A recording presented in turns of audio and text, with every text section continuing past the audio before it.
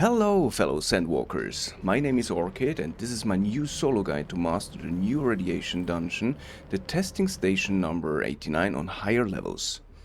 As it comes to my loadout, I use Helix Pick for the majority of the dungeon, Perforator and Reach's triple shot repeating rifle for the boss fight. We bring a Mark 6 radiation suit and of course enough bullets to party. For the abilities I use Knee Charge, Attractor Field and Shigawire Claw. Center of Mass, Battle Hardened and Exploit Weakness for the boss fight at the end. A skill build is attached to the description and in the pin post. If you are only here for the boss fight strategy, you can skip the video to the boss fight timestamp. And if you haven't done it yet, I appreciate if you subscribe to the channel and stay informed because I will add more solo player related guides for Dune Awakening. There are plenty of sealed doors in this dungeon with small chests, medic or ammo boxes. For the sake of the video I'm not gonna open all of them, but you should check them because dungeons in general contains a lot of these boxes and you can stack up medics pretty fast. As it comes to the first trash room, there is only one respawn with a melee fighter, a ranged and a heavy one. Because you only wear a radiation suit, you have to keep an eye on your yellow power bar as it drains fast because of lack of damage mitigation. If it's getting tough, just hide quickly to recharge and get back into the fight. You may swap out Attractor Field for Inspiration buff and switch Exploit Weakness to Disciplined Breeding or manipulate Instability to be more viable to clear trash on your way to the boss.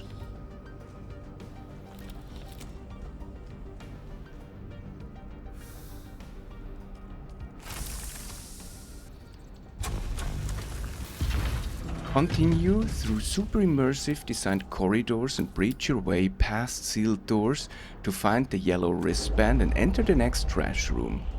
In here, you will get 4 waves of enemy respawns. First and second wave spawns a melee, a range and a heavy fighter. I recommend killing the melee at the top left door first, then the range fighter, and again keep an eye on your power bar and hide if you need to recharge to keep your shield.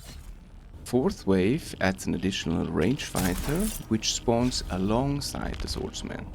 Once done, leave the room and go straight, hit the button at the door and find another medium chest upstairs.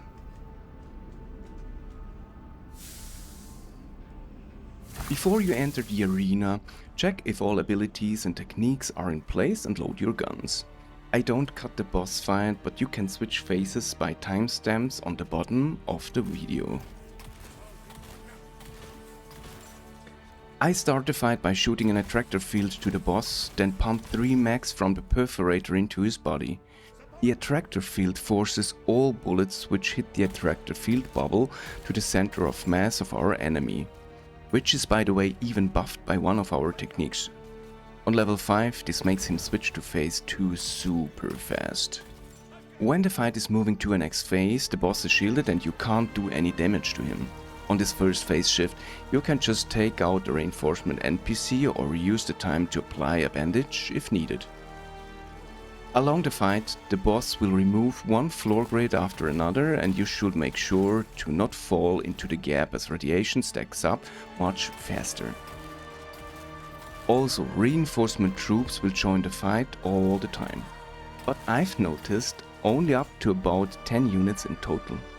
And so we make use of this capped limit for our strategy to fight the boss.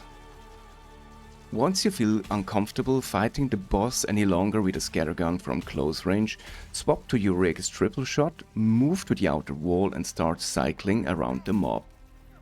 Because the ads do not intend to fight you in close range, they move away from you and you have always plenty of room to keep up walking and moving. And thus being on the move is key to this strategy.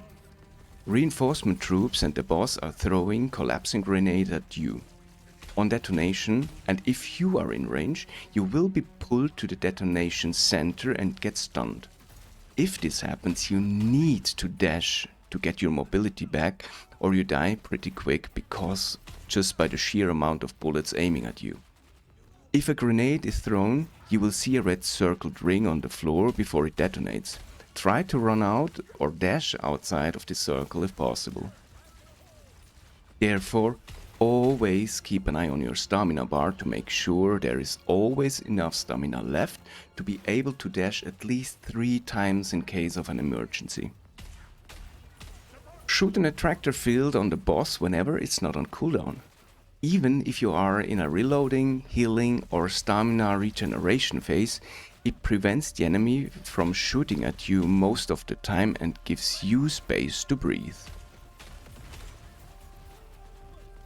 The side note for the center of mass techniques: it buffs damage on bodies by 20%, but lowers the headshot damage. So don't bother yourself by landing these ultra precise shots on heads. Just quick aim at the body and never stop moving.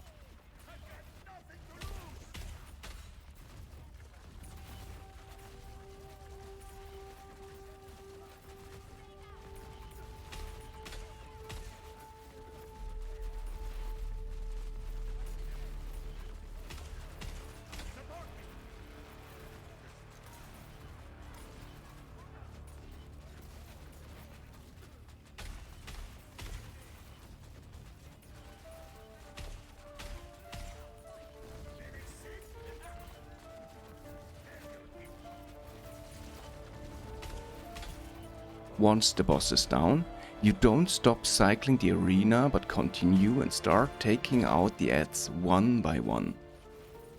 And that's it! Really, for this simple yet extremely low risk strategy on this boss. Keep moving, try to avoid getting stunned, keep calm and shoot. Radiation level was not even close to danger on level 5, but we may need some radiation pills on higher levels as the fight will take longer because of the boss's increased health and damage mitigation. If you need a guide on how to farm agave seeds infinite and pretty efficient to craft yourself some iodine pills, you can check the other videos on my channel because there is a pretty good guide on that.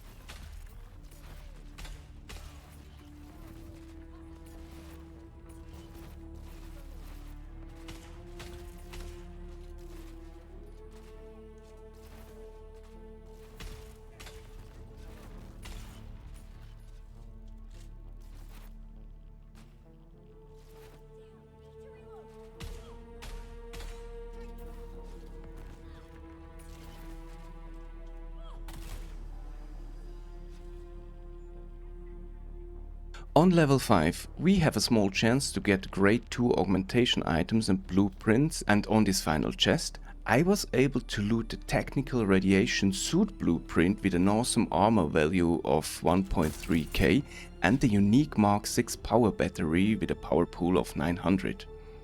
If this guide was helpful for you, stay informed for more Dune Awakening content by subscribing to this channel and shoot a message to the comment section if you have additional questions or want to give feedback about how you succeed through this dungeon. Also, if you like, don't be shy to join one of my regular streams Tuesdays, Thursdays and Sundays 7 PM Central European Time on twitch.com/realorchid. May Shia loot be in your favor. Have fun and hopefully see you in the next video. Goodbye. Cheers.